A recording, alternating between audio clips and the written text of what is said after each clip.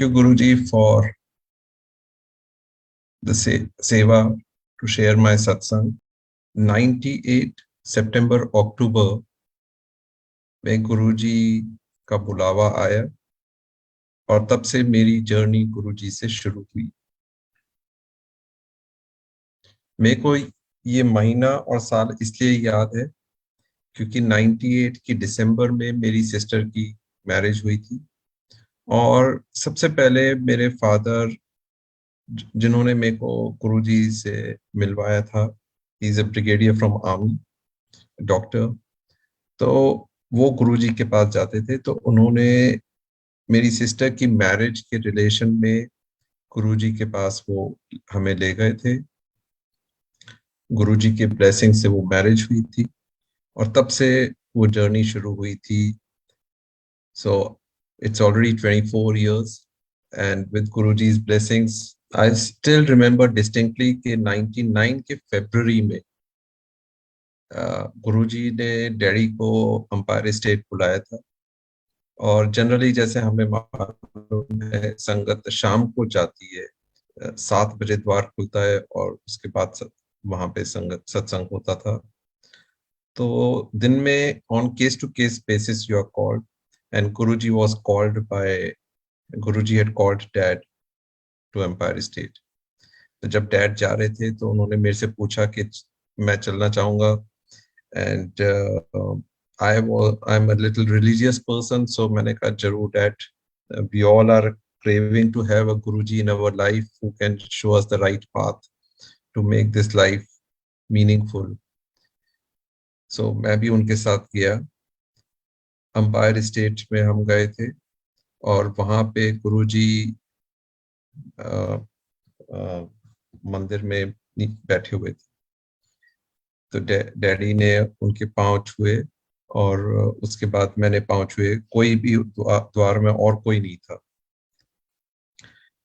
तो as we know that Guruji speaks in Punjabi and we do not follow Punjabi, but Punjabi and Hindi are not much different, so you can correlate the words to understand what it means.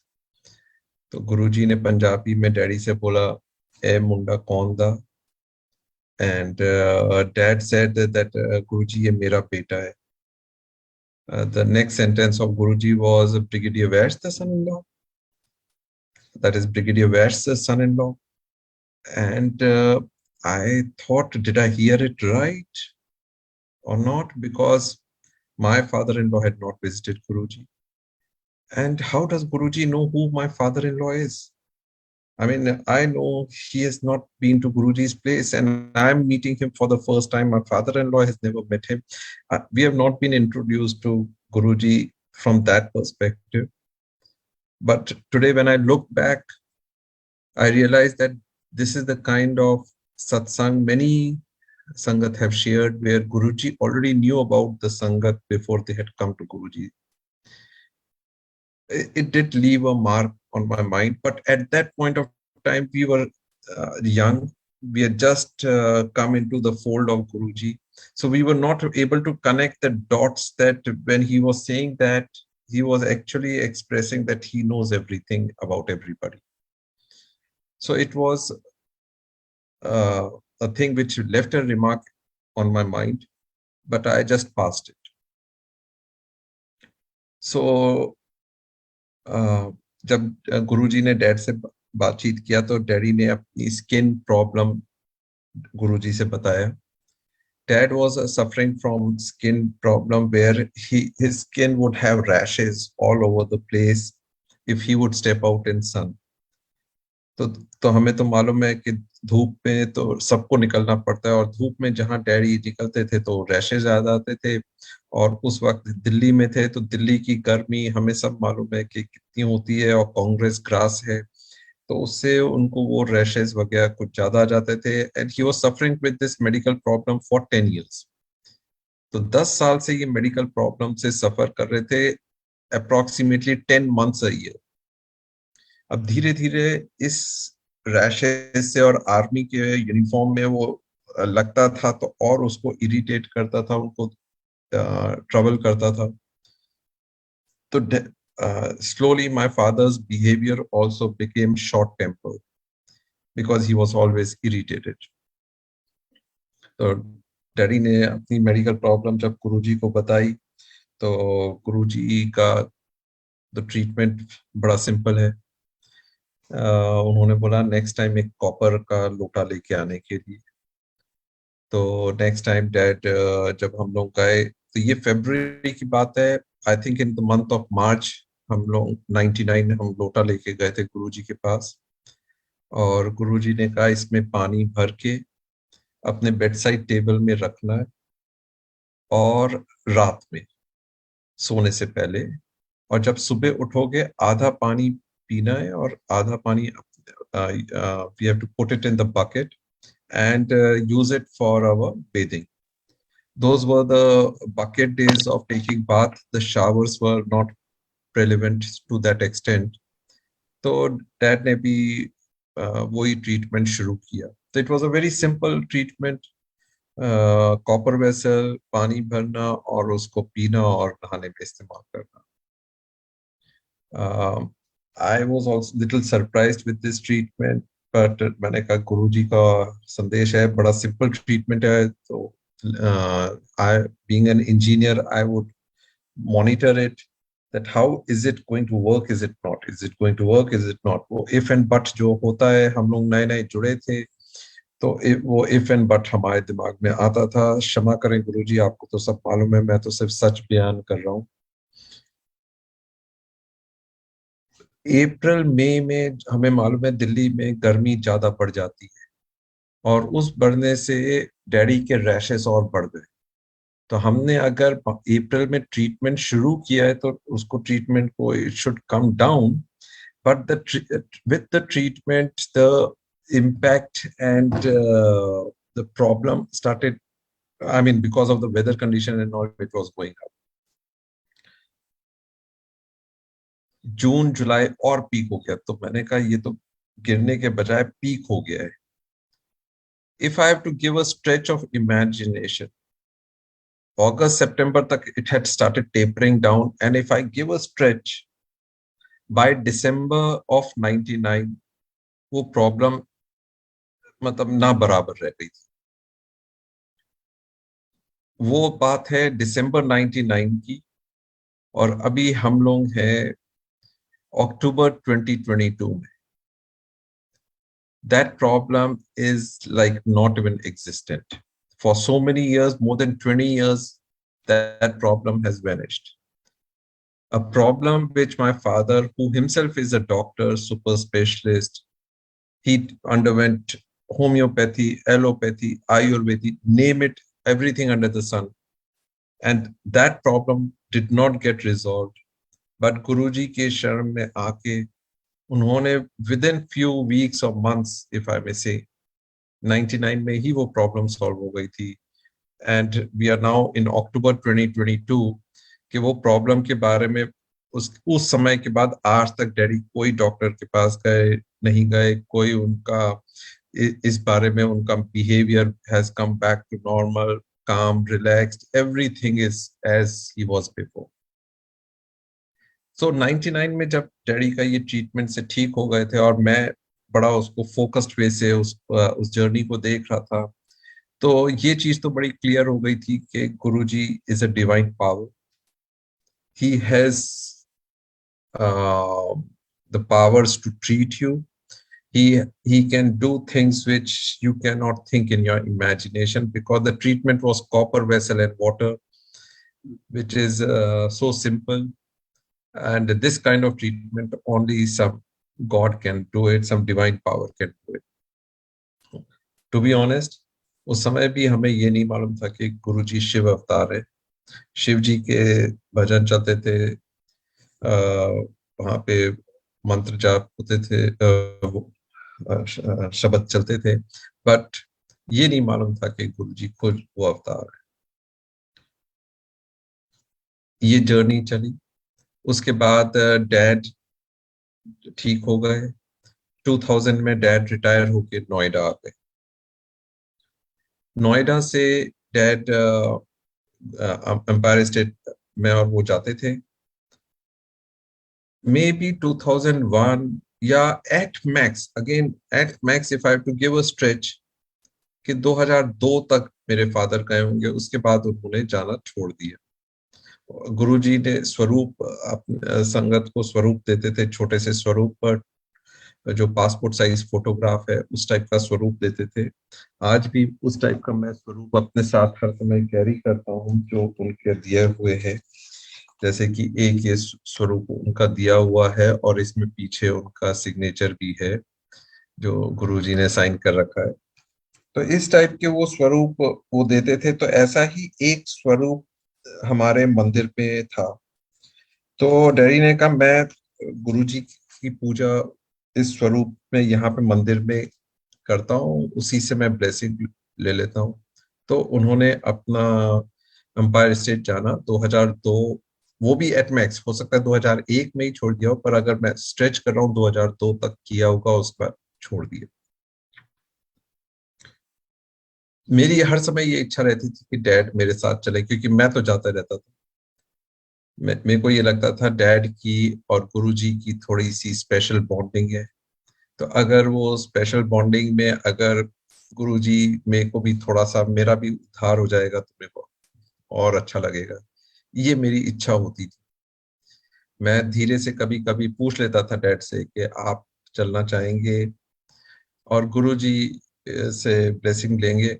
तो daddy बोलते थे मैं बताऊंगा, और वो बताने का मतलब होता था कि वो नहीं जा रहे। तो थोड़ा समय, कुछ समय तो मैं बोलते रहा, तो मेरे को अच्छा नहीं लगा कि मैं ऐसे बोलता हूँ और उन्हें इस टाइप का आंसर देना पड़ता है। तो मैंने फिर धीरे धीरे बोलना भी छोड़ दिया। समय बीतता गया। एक दिन अचानक ऐसे ही डैडी ने मेरे से बोला कि विवेक, मैंने आज गुरुजी का वो जो इस टाइप का स्वरूप जो मैंने दिखाया आपको मंदिर में रखा हुआ है, वो स्वरूप चमक रहा है, शाइन कर रहा है, और उसमें से ऐसा लग रहा है जैसे कि गुरुजी ने कुछ, मतलब उसको स्पार्क दे रखा है, मतलब इतना अच्छा खिला हुआ है। और जब डैड मेरे को ऐसे बता रहे थे, तो मेरे को ऐसा लगा जैसे कि उनकी आंखों में जो चमक देखी मैंने अपने फादर की, तो वो ये बयान कर रही थी कि उनको कुछ एक्स्ट्रा ऑर्डिनरी दिखा है आज, जिस वे से वो ये बात को व्याख्या कर रही थी। So I was very clear that something has happened, because dad is so excited, so happy about what he saw in the temple गुरुजी के स्वरूप में। तो उन्होंने कहा कि चलो आज शाम को गुरुजी के मंदिर चलेंगे। तो मेरे को डिस्टिंक्टली याद है कि it was Tuesday, Hanuman ji का दिन था, डैडी पूजा करते हैं। तो मैंने कहा डैड आज नहीं जा सकते, क्योंकि आज ट्यूसडे है। ट्यूसडे को गुरुजी का एम्पायर स्टेट में शाम को सत्संग नहीं होता है, थर्सडे फ्राइडे सैटरडे होता है। तो इस वीकेंड चलेंगे हम।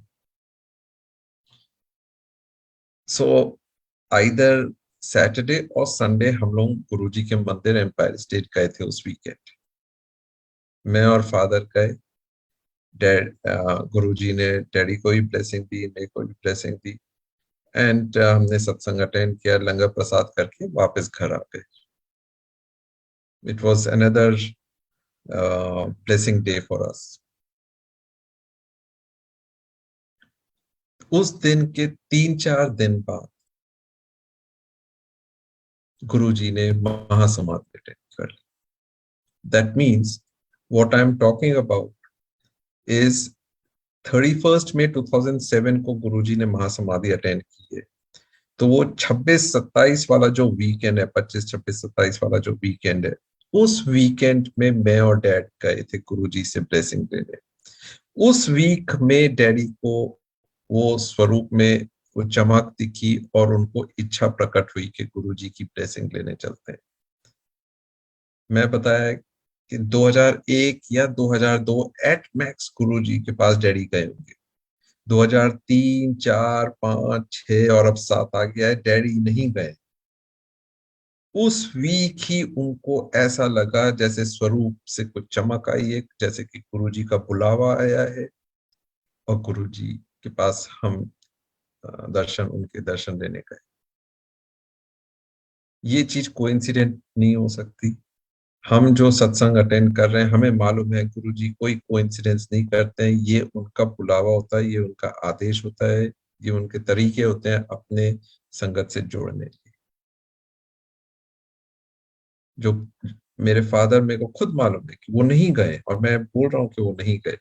हाँ, ये है कि अगर मैं अपना बोलता तो समझ में भी आता है कि भाई मैं तो जा ही रहा था, तो it's not anything extraordinary, but my father has not gone for 4-5 years, only that we can. तो ये आज भी जो लोग सत्संग अटेंड कर रहे हैं, मेरा तब से ये विश्वास हो गया है, जो सत्संग अटेंड करता है, जो जहां जाता है, वो गुरुजी उनको वो रास्ता उनका बना देते हैं अटेंड करने का, उस सत्संग में जाने का। तभी वो वहां पे पहुंच पाते हैं, नहीं तो नहीं पहुंच पाते। जिस दिन उनको बुलावा आता है गुरुजी का, उसी दिन वो उस सत्संग में अटेंड कर पाते। 31 मई 2007 में आई वॉज देयर इन बड़े मंदिर। It was a very sad day. We saw that we cannot now see Guruji in physical form from that day. We were confused. We were, the anxiety was all over us कि अब क्या होगा। हम एक गुरुजी से जिससे हम जुड़े हुए हैं, हम उनसे बात करते थे, अपनी प्रॉब्लम्स शेयर करते थे, और कई चीजें नहीं भी शेयर करते थे तो गुरुजी क्योंकि मिरेकल्स हो रखे थे लाइफ में, तो हमें मालूम था कि वो समझ रहे हैं कि हम क्यों उनके पास आ रहे हैं, क्यों उनसे हम सपोर्ट मांग रहे हैं, उनसे ब्लेसिंग्स मांग रहे हैं, क्योंकि वो तो सब पढ़ रहे हैं, उन्हें सब मालूम है अपने संगत के बारे में। It was a very depressing day. जितनी संगत थी सब डिप्रेस्ड थी, सबको कंफ्यूजन में था कि क्या होगा, अब आगे क्या होगा, किसी को कोई मालूम नहीं था। आज उस बात को 15 साल हो, और इस 15 साल में ऐसा लगता ही नहीं है कि कहीं कुछ हुआ होगा।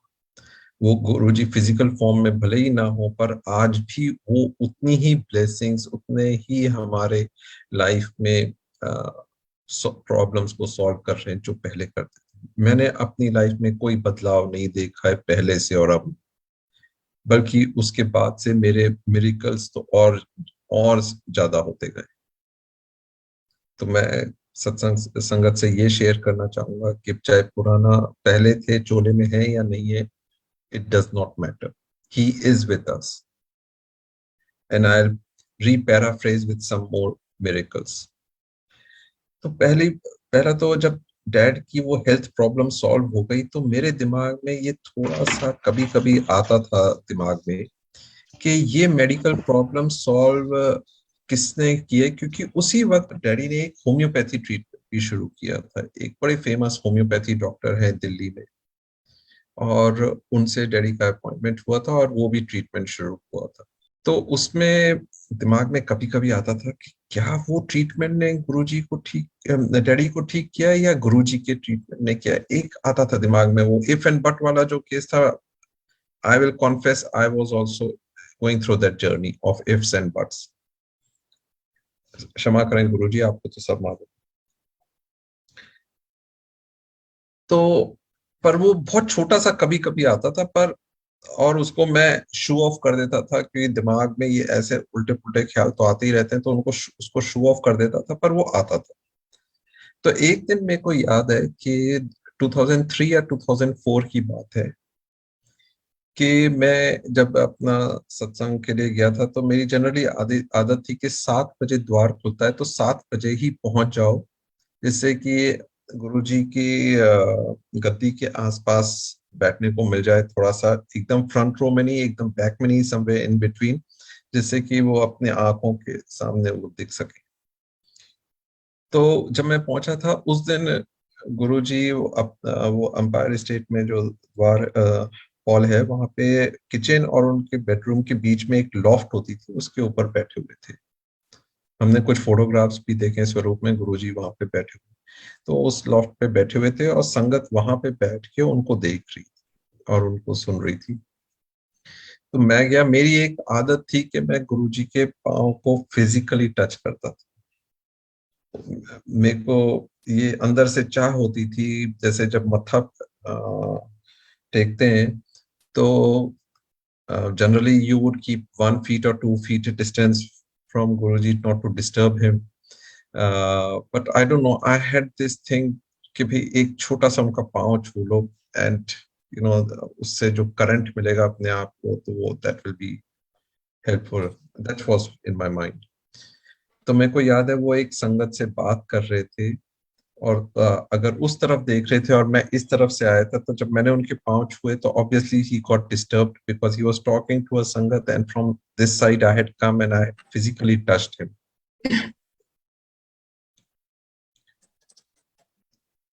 गुरुजी ने संगत के सामने बोला, ए मुंडा कंफ्यूज था. And it was little embarrassing that Guruji कह रहे हैं कि ये मुंडा कंफ्यूज है. I was really embarrassed and मैंने कहा गुरुजी हैं, कुछ गुरुजी की आदेश तो गुरुजी का आदेश है. तो मैंने अपना सिर नीचे झुकाया, झुकते हुए संगत के बीच में गया और संगत के बीच में बैठ गया, आंखें बंद करके मेडिटेशन शुरू कर दी. थोड़ी देर बाद हिम्मत जुटा के आंखें खोली, गुरुजी की ओर देखा कि गुरुजी क्षमा करें, पता नहीं किस बात का कंफ्यूजन है. वैसे तो कंफ्यूजन बहुत सारा दिमाग में रहता ही है हम सबको, पर किस चीज पे गुरुजी ये बात कही है उन्होंने, वो चीज नहीं मालूम. तो 15-20 मिनट बाद जब मैंने आंखें खोली थी और मैंने गुरुजी की ओर देख के क्षमा मांग रहा था, तो जब मैंने साइड में देखा, वो होम्योपैथी डॉक्टर जो मैं सोचता था कभी कभी कि वो उसने शायद गुरु डैडी को ट्रीट किया होगा, वो मेरे बगल में बैठे हुए. आज भी उन होम्योपैथी डॉक्टर के क्लिनिक में गुरुजी का स्वरूप रखा हुआ है.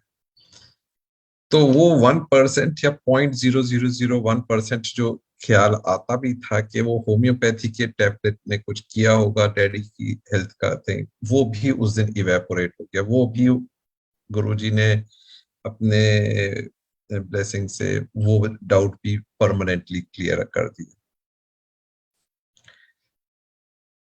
तो ये थी गुरु जी की जर्नी उनसे चोला छोड़ने से पहले की. चोला छोड़ने के बाद का भी अगर मैं बताऊं, जैसे मैंने बताया कि आज भी उनके मिरेकल्स चल रहे हैं. बात है 2018 दिसंबर की या नवंबर की. मैं दुबई में था और मैं हर महीने दुबई से इंडिया जाता था क्योंकि फैमिली इंडिया में थी. तो अपना जैसे हमें मालूम है कि फ्राइडे सैटरडे छुट्टी होती है दुबई में, अब तो चेंज हो गया है, पर तो थर्सडे नाइट को मैं फ्लाई करता था, फ्राइडे मॉर्निंग पहुंच जाता था और फिर फ्राइडे सैटरडे संडे इंडिया में रह के संडे नाइट को वापस फ्लाई करके वापस दुबई आ जाता था. So that was my monthly routine activity. So Friday morning में पहुंचा, मैंने अपने ड्राइवर से पूछा साहब कहाँ है, तो उसने बोला कि साहब आर्मी हॉस्पिटल गए हुए. तो फिर डैडी दोपहर में आए, तो मैंने तो उन्होंने बोला वो मेरा डेंटल ट्रीटमेंट है, वो डेंटल ट्रीटमेंट के लिए गया था, मेरा अपॉइंटमेंट था. प्लस मेरा आईज में मैं जब प्रेस्क्रिप्शन लिख रहा हूँ या कहीं देख रहा हूँ तो मेरे को visibility is getting impacted, so I am not able to see properly. So उसको आई स्पेशलिस्ट को दिखाने गया. तो शाम को 4-5 बजे की बात है, डैडी ने बोला कि ये मेरी विजिबिलिटी और कम होती जा रही है. और bye 7-7:30 he was very uneasy. So he called up the doctor in army hospital who was treating him, and he said, "This is my problem. My visibility is shrinking from morning to evening itself. It has deteriorated." So the doctor said, "Sir, ऐसा है, Saturday, Sunday we are not there, but Monday morning first thing मैं आपको treat करूँगा. आप सीधे first thing मेरे पास आ जाइए Monday morning." But dad was restless. He wanted to show immediately and he wanted, a doctor to tell him something. Though he himself is a doctor, but a doctor can also be a patient. And so he was a patient at that point of time. तो standard फिर क्या करते हैं कि we all start calling up our friends and colleagues to identify if there is somebody else who can treat your parents. And I also called up and identified one doctor. She's a very famous doctor in a eye clinic chain in Delhi. A very famous eye clinic chain in Delhi. So उससे बात हो गई and she said yes, uncle को कल सुबह ले आओ. I will see it on prayer. तो सैटरडे मॉर्निंग में डैड को उसके पास ले गया. उसने चेक वेक किया. उसने एक और डॉक्टर को दिखाया जो और सुपर स्पेशलिस्ट था उस आई प्रॉब्लम के लिए. उसने सब देखा. उन्होंने कहा कि इसका स्कैन करना पड़ेगा.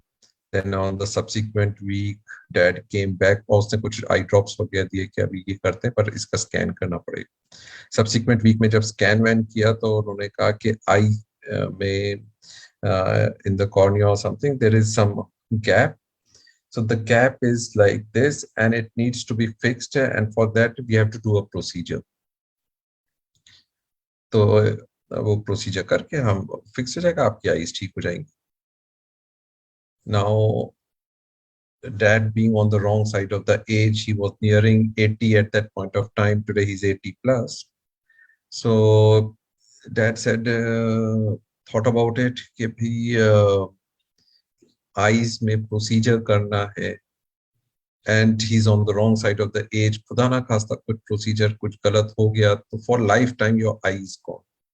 And you know, the moment eye is such a part of your body that if it is gone, your lifestyle comes crashing down, and then you know it becomes a misery to live. So he was stressed. Anybody would be stressed. Any one of us who will be going through any procedure gets stressed. So मैंने daddy को बोला कि daddy आपके bedroom में जहाँ सिरहाना है आपका, वहां से आपको सामने की ओर वो दीवार में गुरुजी का स्वरूप दिखता है. गुरुजी ने स्वरूप दे रखा था 12 अप्रैल सन 2000 को स्वरूप था जो वहां पे लगा हुआ था. And how I know the date and year and month is because उसके पीछे गुरुजी का signature with his blessings and date.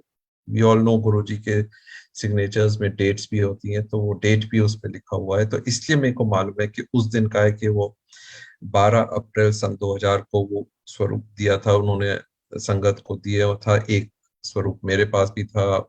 गुरुजी ने अकल दे रखी थी जो इस टाइप के वो स्वरूप और चीजों उन्होंने दी है. मैंने उस खजाने को अपने पास संभाल के रखा हुआ है. तो मेरे पास एक कलेक्शन है सब खजाने की. ये चांस की बात है कि वो गुरुजी ने इतना दिमाग दे रखा था. तो मैंने कहा डैड से कि वो स्वरूप सामने है, आप उस स्वरूप को देखिए. आपको तो पहले ही स्किन प्रॉब्लम और आपका कितना तो गुरुजी ने कर रखा है, और भी कई चीजें गुरुजी ने डैडी की कर रखी थी. तो मैंने कहा कि ये वाली प्रॉब्लम भी वहां पे देखो, मंत्र जाप करो और आपको क्या क्यों चिंता है. आपको you are a Guruji's follower, so you should not worry about it.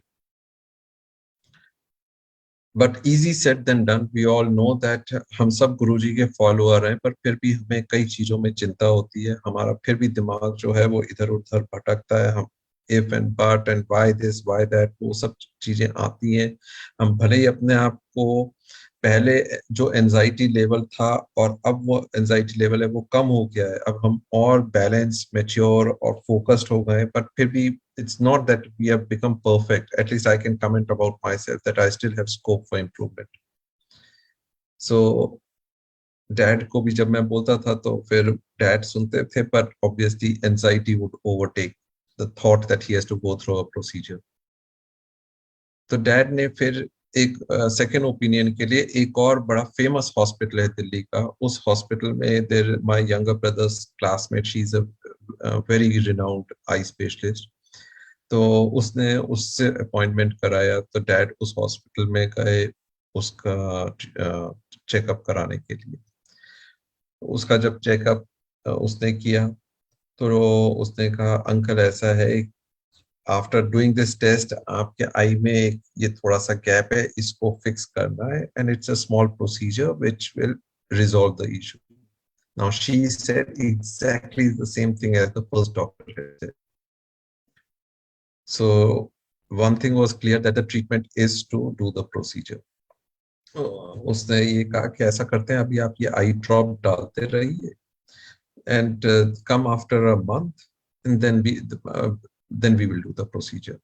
तो डैडी चले गए अपना वो, 1 महीने बाद का अपॉइंटमेंट का वेट कर रहे थे। 1 महीने बाद जब गए उसके पास, और इस 1 महीने में मैं हर समय जब भी उनसे बात करता था, मैं यही कहता था, डैड आप गुरुजी के स्वरूप को देखते रहिए, मंत्र जाप करते रहिए, कि उन्हीं पे छोड़ दिए, उन्हीं को पकड़ लीजिए, कि भाई आप ही ने करना है जो भी, अगर प्रोसीजर करना है तो भी आप ही ने करना है, नहीं करना है तो भी आपने, जो भी करना है वो तो आपके हाथ में गुरुजी, और किसी के हाथ में नहीं। तो 1 महीने बाद डैड गए उस लेडी डॉक्टर के पास, एंड उसने फिर से एक रिपीट स्कैन किया। रिपीट स्कैन में वो जो गैप था वो आधा हो गया। तो कहा कि अंकल ऐसा है, ये गैप 1 महीने में आधा हो गया है, let us give some more time and then take a call on the procedure, come after 1 month. तो डैडी वापस घर गए, और 1 महीने बाद फिर उसको चेकअप कराने के लिए गए। And again when she did the scan, वो जो पहले से जो हाफ हो गया था, अब ओनली 10% ऑफ द ओरिजिनल रह गया। So if it was 10, now only one was left. It had reduced so much.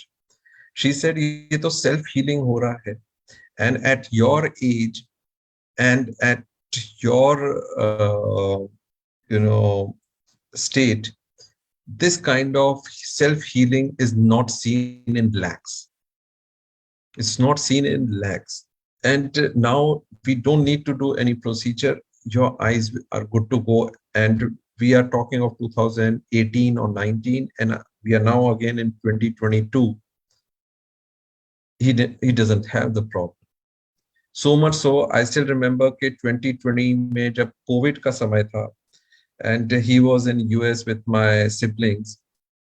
तो जब हमारी वीडियो कॉल्स होती थी, तो एक बार ऐसी जब वीडियो कॉल में बात हो रही थी, तो वो बिना चश्मे के मेरे बता रहे थे कि यहाँ पे कुछ लगा हुआ है, इसको साफ करो, और मेरे को चश्मा पहन के उनसे बात करना पड़ रहा था। So that is the kind of treatment which happened, that at his age without specs and all, he could see, have that kind of visibility, and I had to wear my specs to have that visibility.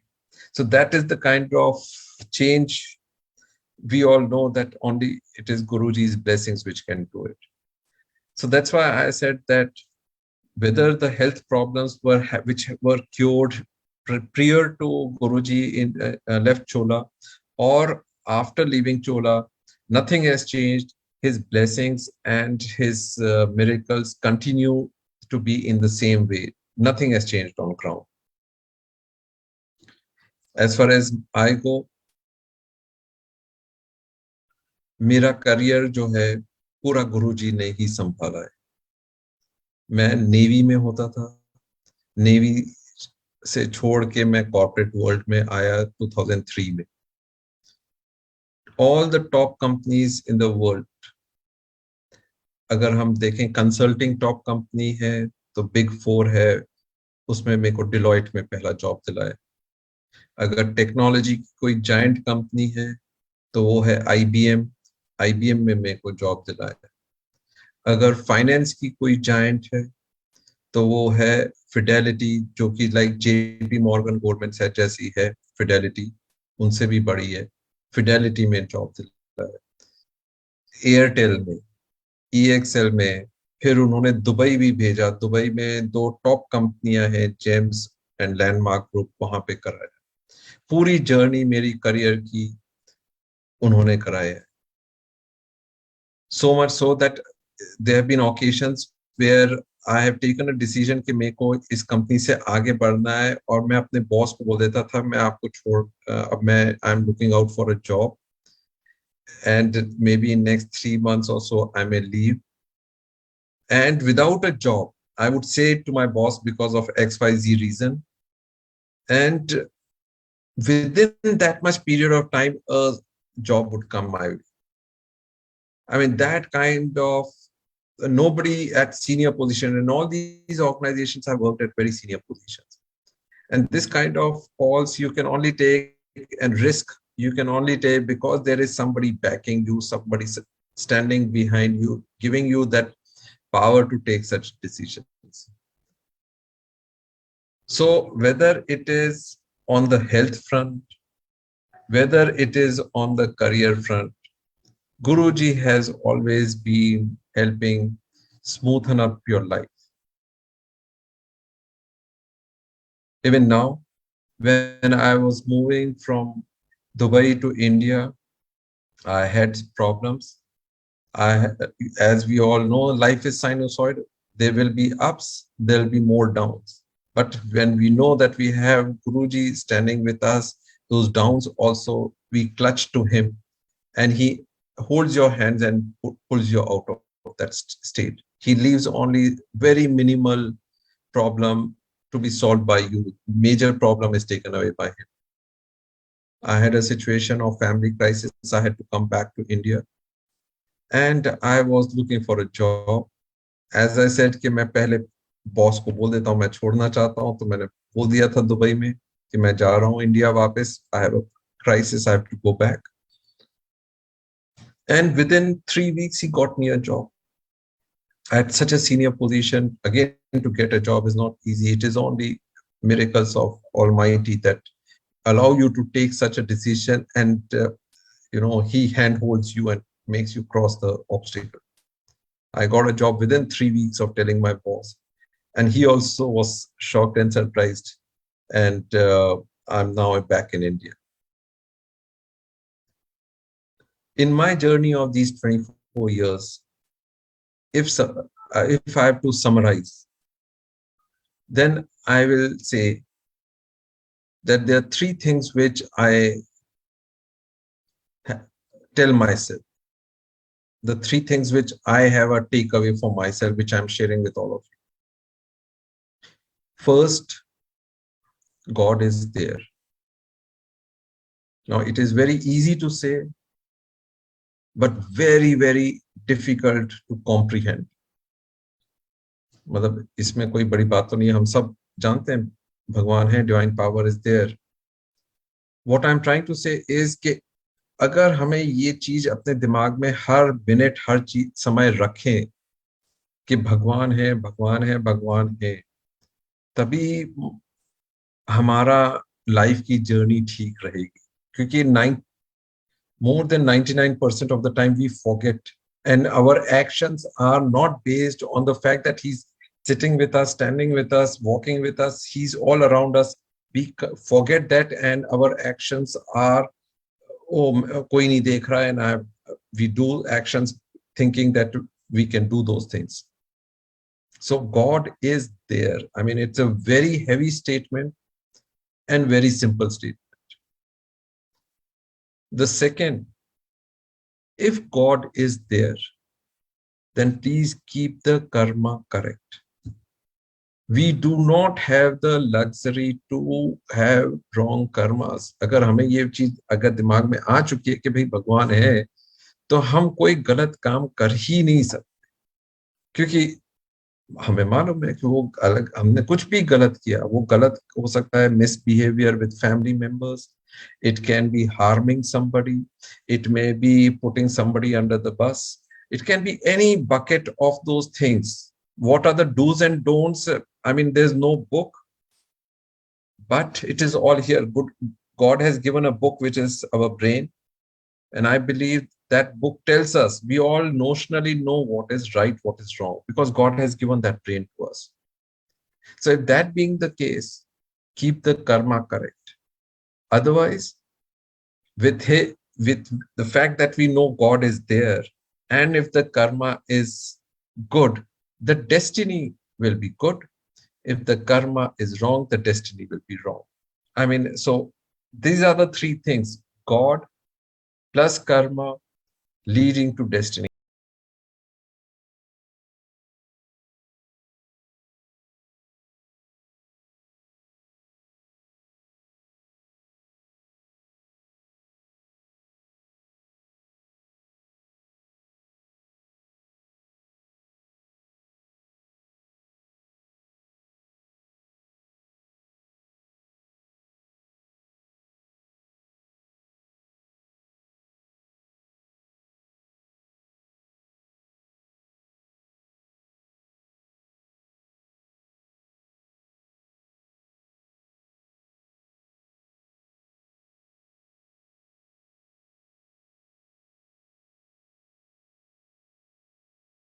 वो जो कर रहा है और उससे जो आपके Karma cut रहे हैं, अगर आपने रिस्पॉन्ड बैक कर दिया तो आपके कर्मा नहीं कटेंगे, वो वहीं के वहीं रहेंगे, या हो सकता है प्लस हो जाएंगे, क्योंकि आप अगर उसने एक्स किया है तो एक्स प्लस डेल्टा एक्स आप करोगे वापस. सो it's very difficult that people will trouble your peace of mind, will disturb you. How do you respond to that? But what I keep telling myself is, remember that maybe that is the way to get your karmas cleaned up. It is God who is creating that situation. He's giving you an opportunity to clean up your karma. Again, I take it one step further. If this situation is happening, it is happening to clean up my past karmas or this life's karma. And also, with this small thing, why should I make it an ego issue? Why should I make it a thing to be stressed about? And I say, wow, my karma has got further cleaned up because of this. I have not reacted to that. That is how I tell myself, and I convince myself. With this, I mean, miracles are many. They are in many, many buckets. For today, I think I will summarize here. And Shukrana Guruji for allowing me to share my journey of blessings with you. Uh, Thank you so very much, Guruji. Jai Guruji.